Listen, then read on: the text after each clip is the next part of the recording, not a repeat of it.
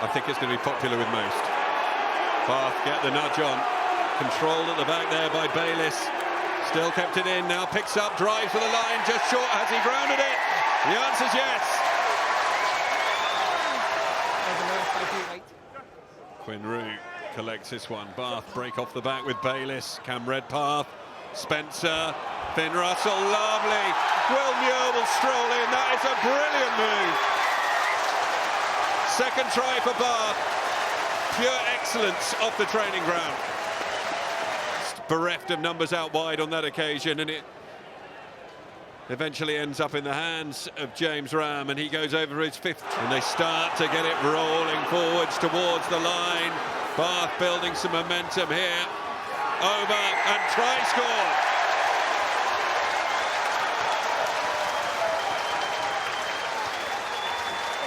Cam Redpath trying to claim it, but it's Tom Dunn's try.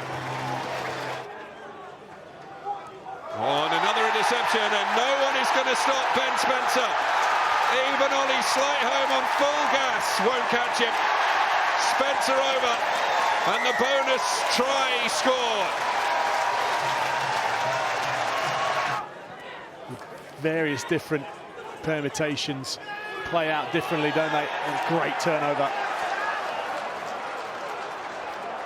Narlinet brings Orlando Bailey and Ollie Lawrence for the first time, going at full gas, feeds it out to Will Muir. Muir, half court, still going. Muir with his second, Bath with their sixth. No, there's a player in the way. The Parland, it's one way, then looks the other, out the back of the hand. Slightholme goes for the corner. Brilliantly finished. Try number 15 of his extraordinary season. It's Seabrook. Sorry. He never fully released the ball carrier. Tom Seabrook with a brilliant finish. Great first phase play here by Gloucester. Out the back, making people step in. Yeah, they're motoring now. First chance to attack. And there is Atkinson running and almost running up to the line. Newcastle get back. They have to defend, and Mercer's too strong. Let's see if it was a canny move. Well, they have to win the ball at the line out first, and they don't. And Hathaway on the chase, collects well, and is taken by May, and he gets it back to Hathaway. Look at that for an interchange, and that one as well. To Chris Harris underneath the posts. My goodness me, they're taking their chances when they come along on Gloucester. Easily this game could be 7-all or 14-all with how Newcastle has started. They just got to make sure when they get the ball in this half, they look after it. Oh, that's a good play on.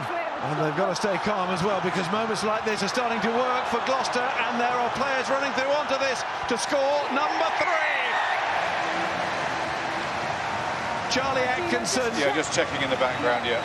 It looks okay on first call, but I'll just check it for you. And everything is going right for Gloucester. But now, a great turnover by Guy Pepper. Sort of phase 2 here for Newcastle, winning line-out successfully. Not so long ago, they were trying to get level with this kind of situation.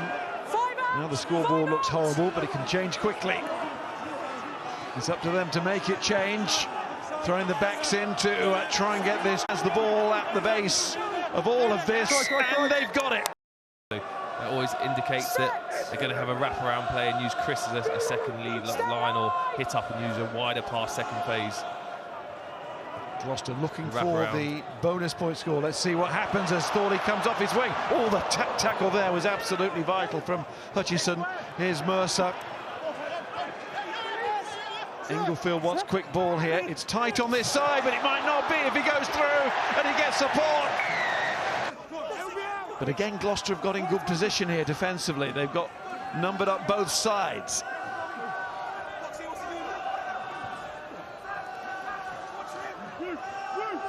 Newcastle having to resort to the one-out drive, and Pepper. It's back again with Stewart. Now a bit of space, surely is. The try for Maroney. All good. In his final game. Just another sort of cheap exit for Newcastle, not executing their roles correctly, letting the ball spill out. Sarah Cox saying the ball's out, and then diving on the ball off your feet, which is in theory a penalty, and given what probably one of the best mauling sides over the last 2 or 3 years an opportunity to try, and you can see they're getting to go forward now. Yeah, there's Blake. And there's Gloucester doing to Newcastle what they did to them earlier in the match. If you're on May watch, it's going towards him, but not quite, and now he's left that wing. Gloucester are staying there. And staying there to great effect. Listen to that. That's what they wanted. Cecino's got himself ready here to deliver again. Accuracy is high. He's trying to get round and get that ball back. That's what the home crowd want him to have. How can they get the muscle working here? It's good from Newcastle. Remember, a player down, so it's out with Harris and through the hands. And May wants another, but he's not going to get this one. But who is? It is Alex Hurl. Now Steve Diamond has that pre-season. We've seen an awful lot that has been positive over the last few weeks, and sorted out what kind of things he wants to do. He wants to do it with. No, 17, who's going to be part of the future and who's not. He's in front. Oh, that looked offside. I think one thing Gloucester will be disappointed at Newcastle. It's Hathaway. There you go. That Newcastle haven't scored any points in the second half. Well, Gloucester have got the try at the end, and it's a look to the future. Who scores it? Punch it up the middle on that 10-metre line. Sheedy, Williams again, lovely from Hewitt. Ibitoye is running free. Former Harlequin, of course. Ibitoye close to the line. Oh, he's almost got there. Extraordinary stuff from Bristol. Randall, wide, try, Williams. Not 1 minute on the clock. And the Bears steaming out of the blocks. All good at them. Incredible start from Bristol. 39% of the time inside the opposition 22, they come away with a try. Not so the last time they were here. Quick ball from Kerr. Esterhazen on a trademark line. Kerr again. Dombrandt cutting himself. That's how it's done. You want clinical? Call for Chandler. Randall again, fizzing around the ruck and creating a bit of space for Harding. Batley's done well off the deck to Luatua. This is trademark Bears stuff. Vakatawa finds Randall, and now they look to find the edge. Batted onwards from Sheedy. Genge throws the dummy. Oh my goodness! That's outrageous! It's crazy. It's outrageous! And it's also very fortuitous for Ellis Genge that he managed to pull that off. And Harlequins looking to be patient through their phase play. Here's Baxter. Kerr, short range, and 3 Bristol men to meet him. Dombrandt assessing the various options, and he's tumbling over the top. The challenge from Vakatawa. Adam, it looks like he's just continued driving through. Here's your best angle. So the knee is never on the ground. So there's no tackle complete. It's now just down to the grounding. Yeah. So we've definitely got a grounding on field, Tom. OK, if you've got a grounding, there is no compelling evidence to overturn, so stick with your on-field decision. OK, so there's one more angle. Yeah, so he's never actually brought to ground. Keeps... The try is awarded to Alex Dombrandt. And Harlequins with their second of the afternoon. But you're going to be entertained, and entertainment, of course, is actually in their club's mission statement. They do that week in, week out. Dombrandt goes to ground, well beyond the gain line, and the ball is loose. Ibitoye is onto it. Now then, Green is chasing after him, and Ibitoye just strides clear, untouched, for Bristol's third of the afternoon. Harlequins a little bit sloppy in the midfield, and it's the Bristol smiles we're seeing now. OK, Ernie, that's enough now. Out it comes, Bradbury, Malins, Williams did well, now Langer's overrun it, and Northmore's onto it. Here's Luke Northmore. Is it going to bounce for him? It is!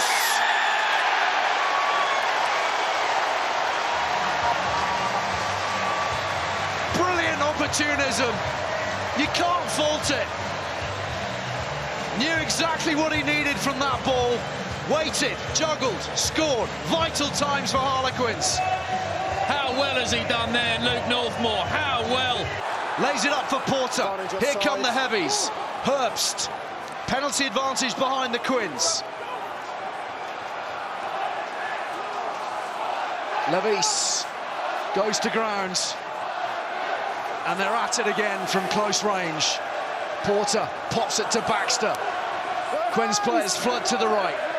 You got the advantage, okay? Dombrand again for Harlequins. They want their bonus point now. And surely they will have it. Cunningham South. A force of nature today. Harlequins draw level. A conversion to move in front. And everything is still possible. Had a lot of ball inside the opposition 22, the Bears, and will be very happy to be playing their rugby down here for the moment. Bradbury, who's carried very well today. Harding's waiting. Trying to put a little bit of footwork on to move up the field. Malin's lovely outside arc and very nearly through. Sets it up. They can go. Laheath! Try awarded. Thank you. Muscular stuff off the bench from Max Laheath. It is try number 5, and Bristol, who've had to deal with an awful lot this afternoon in terms of injuries and disruption. It's all in the eyes. It's all in the eyes. Plus, here's Malins for Bristol. Over the 10-metre line, he's got support from Heward, and Heward is tearing away. Across comes Green. Heward's got the beating of him. Outstanding score from the Bears as they creep closer to the finish line. What an outstanding, outstanding try from Bristol Bears. In the heat at a packed Twickenham Stoke, Max Malins has come more and more into this game in the second half. He's looked really dangerous on the outside break. Beautifully worked. And in Noah Heward, he's got quietly one of the more impressive wingers on display this season in any team for me. Tries good. It's gorgeous from Malin, so hard to defend, a guy with that much swerve and pace and class. And Noah Heward's got the wheels to finish it off. Gorgeous tops. Brilliant stuff. And so we tried to break down Bristol's philosophy over the course of the afternoon, but that wide pass that takes out so many defenders is brilliant. Frustrating times. But they've left it very late, if we're honest. They've been on an extraordinary run. 6 wins on the spin before they hit Saracens last week. But they've put in a very impressive display here this afternoon, having lost 3 key men in the first half. They're sizing up the try line again for number 7 of the afternoon. It's there. Gabriel Ogre, and Bristol hit Quins for 50. Back with Norrie, but Cairns is going digging for it, given the call of once to use, and Hawkins is hovering to be the first receiver. Then through Woodburn, and on for Dan John. Managed to get the offload away, though, and Woodburn on the wraparound. Faye Waboso will tiptoe in the corner. Exeter Chiefs open the scoring in an afternoon where they're going to need plenty more of that. And it's that man again. A year and 12 days since his Premiership debut. Faye Waboso opens the scoring for the Chiefs. In from Van Portfleet. Yeah, take it away, take it out. 7th appearance of the season. Slade then coming in for another one. And he's taken Mike Brown up there. But Hassel Collins isn't going to hang around to wait for any decision on that. He'll bounce his way off Skinner. Ollie Hassel Collins will bring Mattioli Woods Welford Road to its feet. Got you. 8th Gallagher Premiership try of the season. The Caterpillar move complete. Chance of the counter-attack run from Stewart. That was a little bit more like it. And then the break from Van Portfleet. Jack Van Portfleet stepping out of the tackles and getting Leicester Tigers' second try.